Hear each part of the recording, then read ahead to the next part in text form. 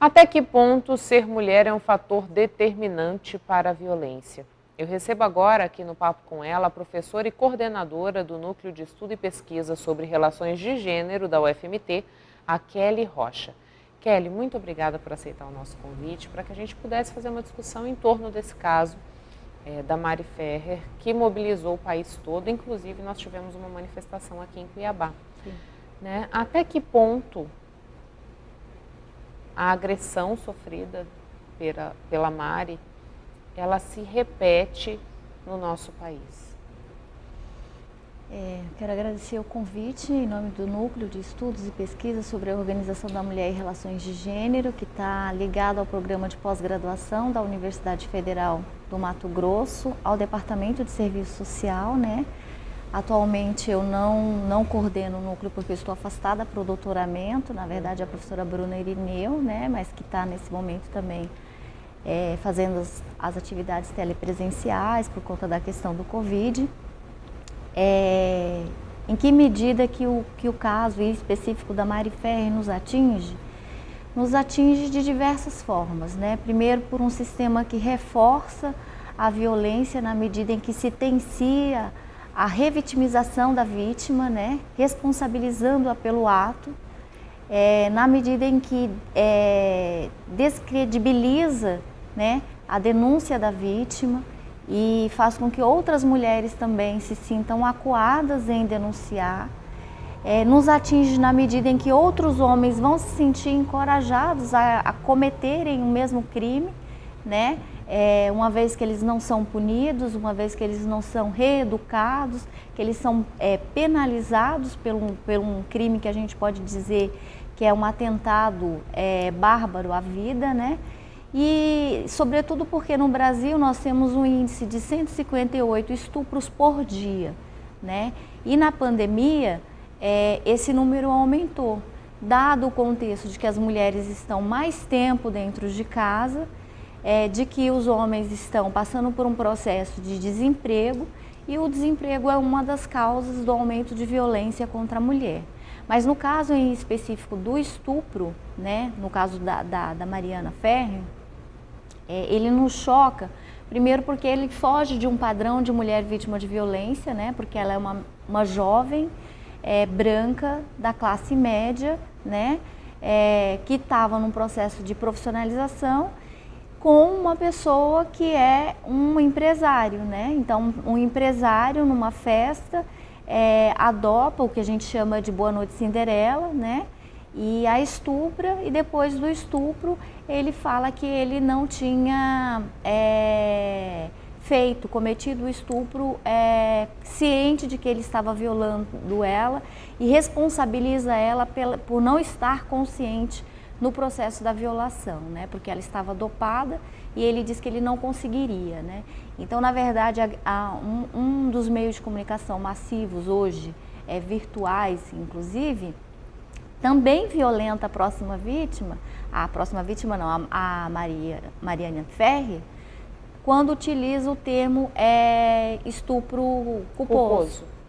Porque esse termo não existe. Não existe essa modalidade na legislação, né? Não. E tampouco foi utilizado isso na sentença. Então, na verdade, o meio de comunicação utilizou de um recurso que a gente chama de espetacularização da violência, né? Tornou a violência que já era bárbara ainda mais, porque chamou a atenção da população para uma categoria jurídica que não existe para esse caso em específico, com o intuito de vender, né, ainda mais a sua plataforma, né? Qual é o prejuízo disso, Kelly? Dessa espetacularização, desse qualquer preço para vender a informação, né? O que isso representa, tanto para a vítima como para as outras mulheres? Representa o medo, né? O medo porque, assim, reforçou, ao mesmo tempo que dialeticamente nos colocou na rua em busca de que a justiça fosse efetivamente equitária, né? Que ela efetivamente cumprisse o seu papel de ser o equilíbrio, né? De restituir o equilíbrio social, no caso das relações desiguais de gênero entre homens e mulheres, né? Então isso é um saldo positivo, entre aspas, e eu digo entre aspas com muito cuidado, porque é isso, o que nos colocou na rua foi uma situação de extremo constrangimento de uma pessoa, né? Então ela sofreu tudo que ela sofreu no júri, ela sofreu tudo que ela sofreu com a violência, então ela foi revitimizada, e quando a mídia se apropriou e ainda se utilizando de um recurso fictício, né? Ela é novamente vitimizada. Então, outras mulheres podem se encovardar. Olha o que vai acontecer comigo, né? Porque concomitante com essa espetacularização, a gente tem um processo no Brasil de um machismo tão enraizado que o Fórum Nacional de Segurança Pública de 2018 apontava que 57% da população responsabiliza as mulheres pelo crime de estupro. Ele justifica que a mulher provocou, ou seja, por conta da roupa, ou seja, pelo corte de cabelo, pela maquiagem, pelo local que ela estava ocupando naquele momento, né? Então, quando a mídia ela não tem o cuidado de efetivamente apresentar os fatos, né? Ela acaba contribuindo também para que as vítimas se silenciem, para que o machista ou o machismo, né, o abusador, ele se sinta protegido e que ele continue violentando outras mulheres. O que ainda fundamenta esse comportamento machista, Kelly? Porque a gente discute, né, existem mobilizações, mas parece que não há uma mudança no pensar, não há uma mudança no agir, por mais que as situações sejam escancaradas e que se mostre a violência decorrente do machismo, ele ainda se faz presente na nossa sociedade, né? Qual que é a âncora do machismo na sociedade brasileira que ainda faz com que essa prática esteja tão presente no nosso meio? De 2015 para cá, a gente tem um retrocesso nessas conquistas dos movimentos de mulheres, né?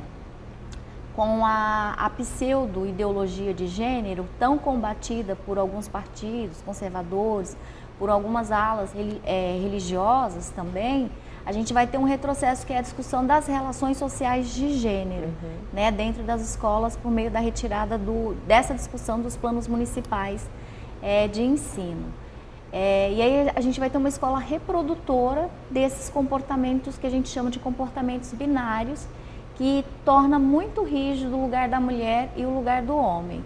E esses lugares que não são naturais, porque esses lugares são socialmente construídos. Hoje você, por exemplo, é uma jornalista e pode apresentar um programa de TV, mas até 1920 do século passado, e aí se a gente pegar um salto de 100 anos, a mulher não ocupava esse lugar, né? Eu sou uma professora de uma universidade pública, eu também não poderia, no máximo que eu poderia era lecionar para crianças, instruir crianças, né?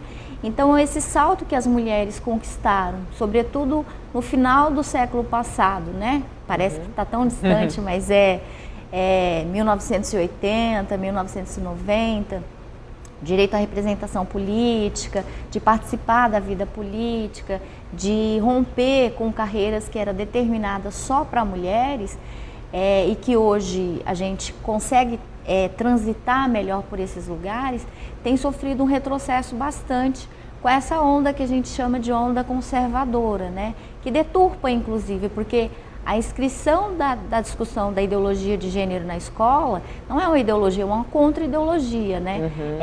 É um posicionamento contrário ao machismo, ao patriarcado, à dominação e à violência contra a mulher. O estupro acaba sendo, acho que, o ápice dessa demonstração de dominação, não? Sim.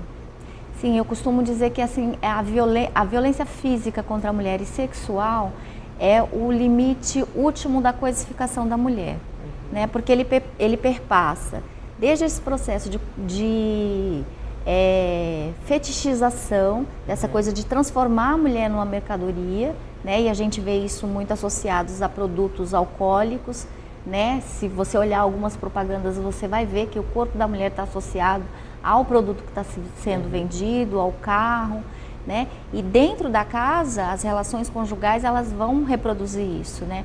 O marido muitas vezes quer manter a relação com a mulher, mas ele a transforma numa coisa, então ele a agride. Ele a agride fisicamente, ele a agride psicologicamente. E muitas mulheres, inclusive, mesmo casadas, sofrem o estupro, que a gente chama de marital, né?